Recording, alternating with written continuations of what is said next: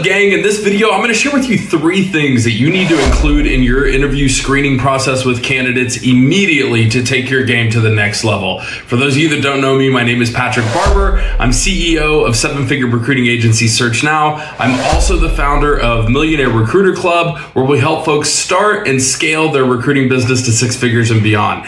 If you're interested in hearing anything and all things related to staffing and recruiting, smash that subscribe button. That way you're alerted every time we put new content out, which we do a lot.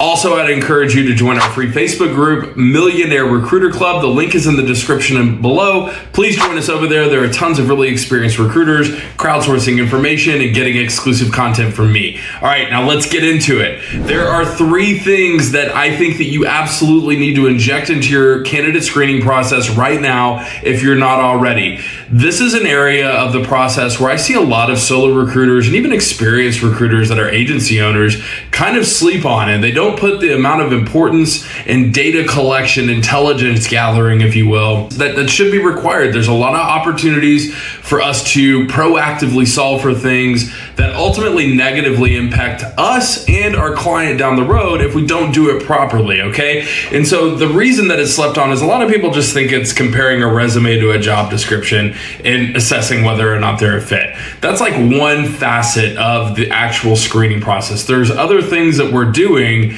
within that process with our candidate to make sure that we are providing as much value as possible to our client, not wasting their time, getting their people that are likely going to hit the ground running, et cetera, okay? And so there's 3 things that I think a lot of people are not doing that you should be doing. So I'm gonna name them now. Number 1, we talk about this all the time. We need to understand why they are wanting to make a move. If they are on the phone with you, even if they're a passive candidate, there's a reason for that. There's something that's not great about their current situation that has them potentially considering other opportunities. And so you need to understand what that is. You need to ask those questions, get them to really start talking to you about what's going on with them and why they're looking to make a move. Ideally, you want to uncover reasons that are not money related. Money is usually an easy cop out.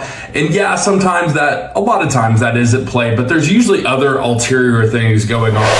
It's important for you to understand. These are usually going to be the things that you can really market the candidate on in terms of them gaining interest in the opportunity, and ultimately also making sure that culturally, strategically, growth-wise, all of those things that your client and your candidate are actually a good fit for each other.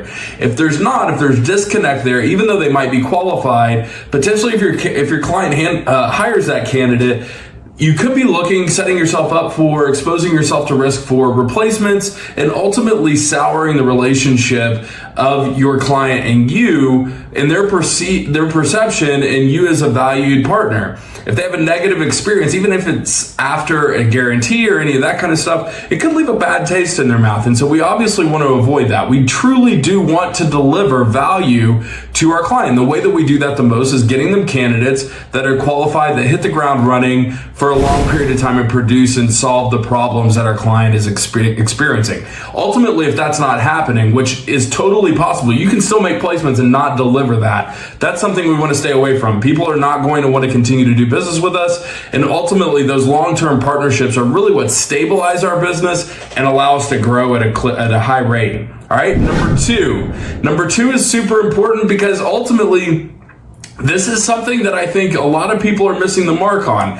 One of the things that you really need to make sure that you're doing in the screening process is assessing the soft skills and the personality of your candidate and compare it to the hiring manager and the people that are ultimately be making the decision on whether your candidate gets hired or not and how they match up, okay? Here's a reality check, and I know a lot of people are not gonna wanna hear this, but it's the absolute truth. People connect and resonate quicker and faster, and it's more likely for it to happen with people that are more like themselves, okay? The definition of rapport is the absence between 2 people, okay? And so the more that your candidate is able to do that with the hiring manager and meet them where they're at personality and energy-wise, the more likely it is that they're gonna be a fit, that they're gonna make a connection, and ultimately, assuming everything else is aligned with their skills and their background and all of that they're actually qualified for the role, you're setting yourself up for a really nice situation where this is an excellent fit for the candidate and the client, and you will deliver that value to your client that they're seeking.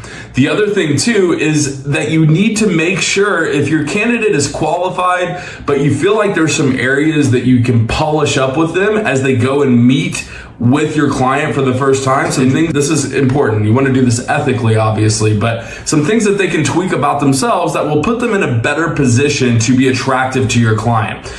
For instance, if you know that the hiring manager is super buttoned up and your candidate came in, a t-shirt, hey, don't wear a t-shirt on this, put a collar on or something like that if you know that's a thing, all right? Another example would be if they have the skill set, but maybe they could have dialed it up a little bit in terms of energy and this sort of thing, that would really resonate with the candidate or with the client rather, then give them that piece of advice. It's up to them to do it, but ultimately you want to put them in positions to win. If you have opportunities to do that, you should do it. All right, number 3, this is very important. This is a question that doesn't get asked often enough, and it really discloses and uncovers a lot with your candidate, okay? And so the question that you want them to ultimately answer is how do you feel that their previous experience ultimately translates to success with your client's opportunity? And sometimes that's an easy question for them to answer. Other times, depending on the candidate, if they're not coming directly from the industry that you're recruiting for, but there is some synergies and similarities and transferable skills, you need to get them to tell you about that and why they think that might work out. You'll learn a lot in this situation because you'll get them to start talking about what their true thoughts are and how this might work. It'll indicate if they really truly believe that this is a fit. And then also you'll get to hear them talk about their expertise and how it applies to this. And it'll tell you a lot about how qualified they are, how sharp they are, how knowledgeable they are. If they're really struggling for answers, that's probably not going to play out well when your client asks them the same question. And so this might be an opportunity for you to save yourself and your client from wasting some time and embarrassment and egg on your face and that sort of thing. So you want to hear them talk through that and have them disclose a viable explanation or strategy that they may have to come in and hit the ground running in that new role.